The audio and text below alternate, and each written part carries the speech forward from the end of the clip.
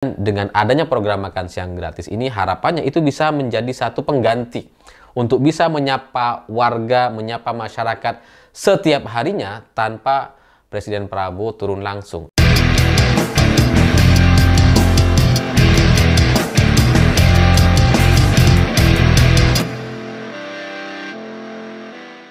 Selamat malam semuanya. Hari ini saya baca satu berita yang agak unik di mana Presiden Prabowo ternyata marah dengan program makan bergizi gratis karena tidak sesuai dengan rencana awal, tidak sesuai dengan target awalnya. Prabowo marah karena jumlah dapur yang awalnya direncanakan mencapai 937 dapur pada 6 Januari lalu, ternyata di kenyataannya hanya sekitar 92 dapur. Artinya ya cuma 10% dari target atau janji yang disampaikan kepada Presiden Prabowo. Makanya kemudian Prabowo merasa ya udahlah, nggak usah dipaksakan, jangan macam-macam ya. Saya dengar ada yang bermain di program makan siang gratis ini. Jadi karena kemarahan Presiden Prabowo kepada pejabat-pejabat yang terlibat dalam program makan siang gratis, makanya kemudian wajar kalau pada pelaksanaan atau kick off awal program makan siang gratis, Presiden Prabowo tidak turun meninjau langsung ke sekolah-sekolah. Padahal menteri-menteri yang lain, Menteri Menpora, Menteri Kominfo, yang nggak ada hubungannya sebenarnya dengan program makan siang gratis, itu semuanya datang terjun ke bawah untuk melihat sekolah-sekolah yang mendapatkan program makan siang gratis. Tapi Presiden Prabowo ternyata tidak ikut. Kayaknya tuh Pak Prabowo ngerasa kecewa sekali dengan janji-janji yang disampaikan oleh bawahannya. Karena janjinya 937 dapur, tapi ternyata yang bergerak hanya 92. Itu kan jauh sekali. Kalau seandainya realisasinya misalkan 700 dapur, wah itu kan ya oke lah gitu ya, nggak capai target nggak apa-apa. Ini 92. Dan ya untungnya Pak Presiden Prabowo tidak turun ke lapangan, tidak meninjau secara langsung, karena seandainya meninjau secara langsung jangan-jangan Pak Prabowo akan lebih emosi gitu, karena melihat banyak sekali anak-anak yang mengeluh soal makan siang gratis ini. Ada yang menganggap makanannya aneh, janggal gitu ya.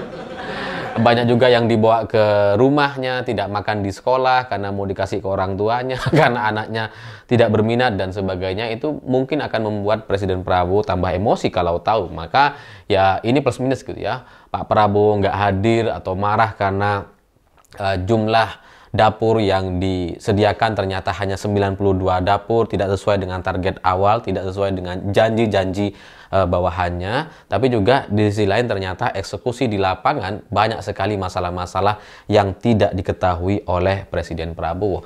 Karena pelaksanaan dari program makan siang gratis ini sebenarnya sudah jauh sekali dari gagasan atau ide awalnya. Ide makan siang gratis ini setahu saya, seingat saya gitu ya, ini dari Mas Budiman Sujatmiko, karena dulu saya juga mendampingi Mas Budiman ketika awal pencapresan, waktu itu sebelum ada nama-nama yang sudah ditetapkan sebagai capres.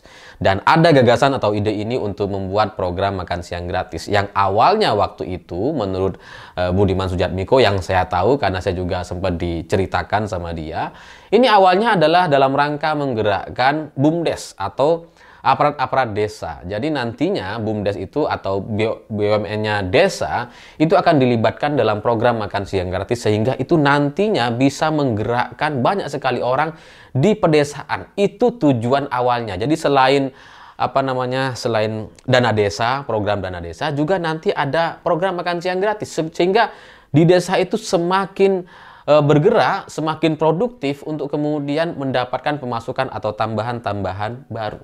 Itu gagasan atau ide awalnya setahu saya. Tapi kemudian kan dimodifikasi ketika debat capres itu, kemudian disebutkan bahwa nanti akan melibatkan warung-warung UMKM supaya tidak menimbulkan pengusaha-pengusaha baru. Dan itu kayaknya cukup ideal sekali gitu ya. Lebih baik dibandingkan ide awal untuk melibatkan BUMDes.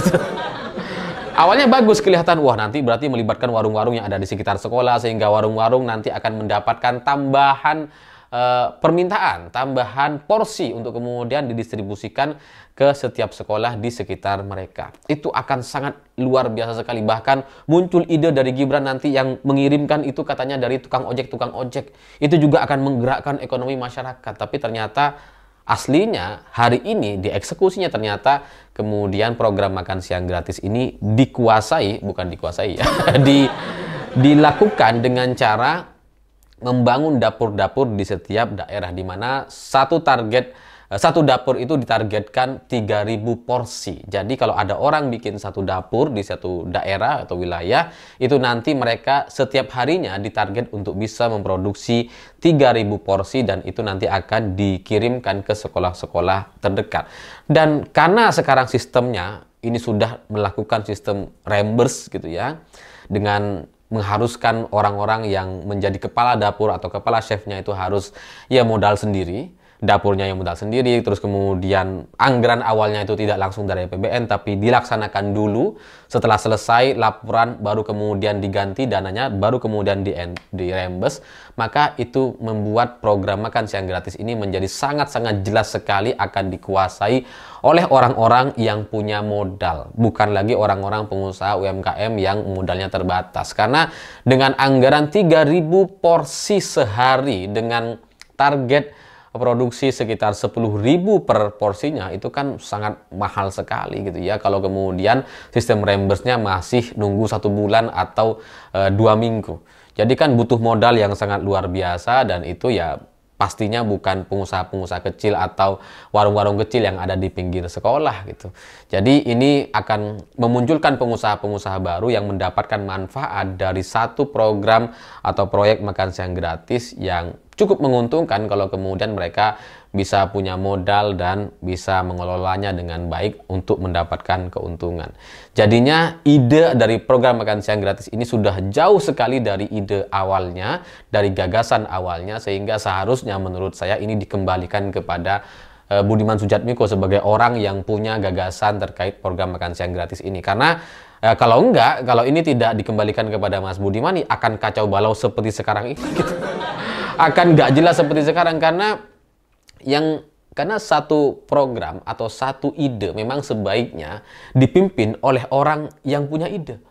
Karena ide itu pasti sangat detail sekali dari orang yang mencetuskan sejak awal. Tapi kalau ini dilaksanakan secara serampangan seperti sekarang, dilaksanakan bukan oleh orang yang punya ide atau gagasan awal, ya wajar kalau kemudian jadi berantakan. Karena ini adalah satu program yang nggak sederhana, dilaksanakan setiap hari sepanjang tahun dengan jumlah ribuan titik di berbagai daerah. Itu jelas sangat-sangat tidak mudah.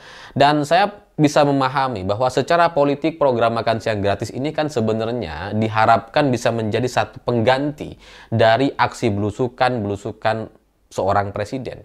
Karena Presiden Prabowo tidak bisa meniru atau menyamai Presiden Jokowi sebelumnya gitu. Kalau Pak Jokowi kan kalau ketika menjadi presiden kan datang ke banyak daerah, ketemu dengan warga, setiap hari diberitakan, setiap hari bertemu dengan warga, menyapa warga, dan itu sama sekali tidak akan pernah bisa dilakukan oleh Presiden Prabowo karena keterbatasan waktu, karena kemampuan secara fisik juga sudah cukup lansia Pak Prabowo. Jadi ya nggak bisa kemudian meniru Pak Jokowi yang datang kemana-mana ke berbagai daerah dan kemudian jalan lama sekali atau jalan ke banyak tempat atau bertemu dengan banyak sekali orang di pelosok desa.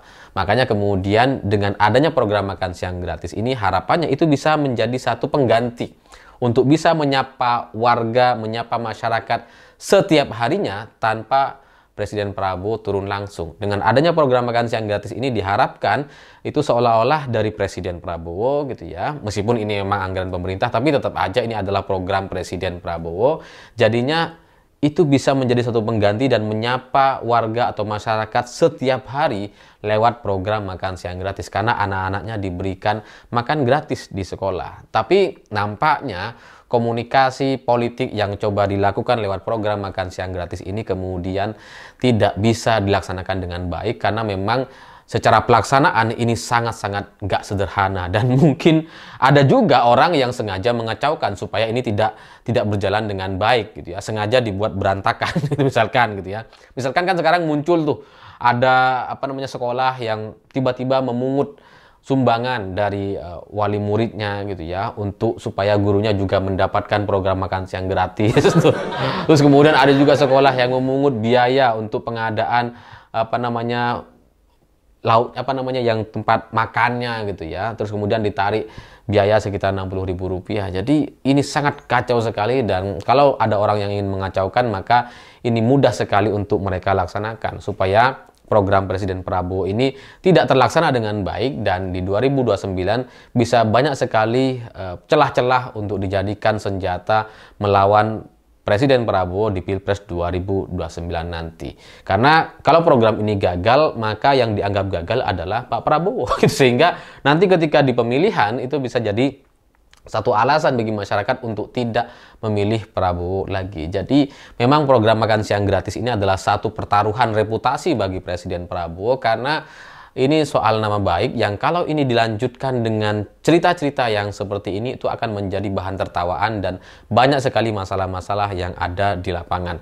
Tapi kalau ini mau dihentikan, mau di stop atau kemudian tidak dilanjutkan, maka sebaiknya ini dihentikan jauh lebih cepat dari perencanaan awalnya. Karena pasti pemerintah punya skenario gitu ya. Kalau misalkan nggak berjalan, ini akan dihentikan. Itu pasti sudah ada rencana-rencananya. Jadi ya sebaiknya itu dihentikan sebelum rencananya. Karena lebih cepat lebih baik, tambah lambat, tambah ditunda-tunda, tambah dibiarkan ini berjalan terus-menerus dan kemudian anggaran menjadi habis, itu akan membuat kerugian bagi Presiden Prabowo itu sendiri di tahun 2029 nanti. Saya pikir itu. Terima kasih sudah menonton. Begitulah kura-kura.